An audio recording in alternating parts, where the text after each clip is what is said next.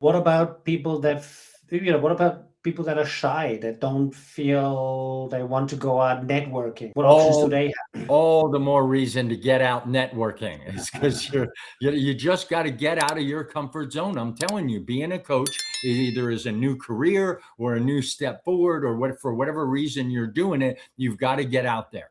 Now, back in the day, in the old days, we didn't have social media and Facebook and all that when I first started. So I was forced to join networking. And yes, I had the same feeling, especially after my first networking event.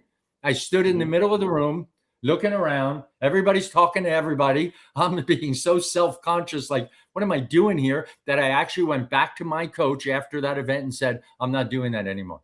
I'm just not going to Oh, do it. I was so uncomfortable. I was so self conscious.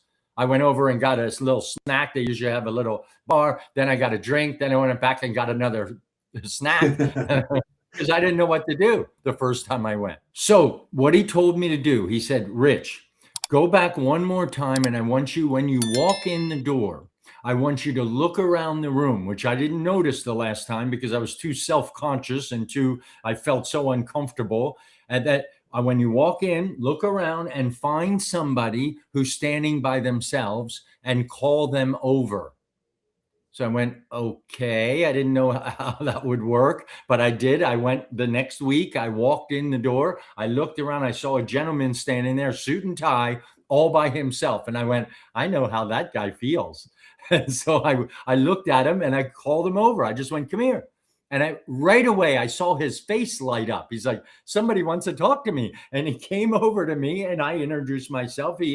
First he introduced because he's walking over and he goes, hi, I'm some appliance shop or something like that. And I said, hi, I'm Rich Bernstein. I'm a gender intelligent Mars Venus coach. He went, wait, what? What is that? And we started a conversation. It was so good that I felt, which frankly, over the next couple of months, I used to do that all the time, not just with one person. I'd start talking to them. I'd call them over, start talking to them. And guess what? Then I'd look around and see somebody else standing by themselves, a young gal. And I go, come here. Oh, she was so happy. Somebody wants to talk. And she'd come, and then I'd introduce them.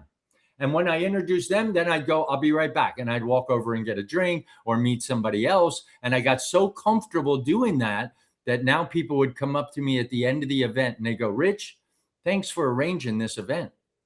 I go, I didn't arrange this event. Oh, this is not your event? Because you're introducing everybody. I thought it was your event. You get really good at that. And that's where you need to start.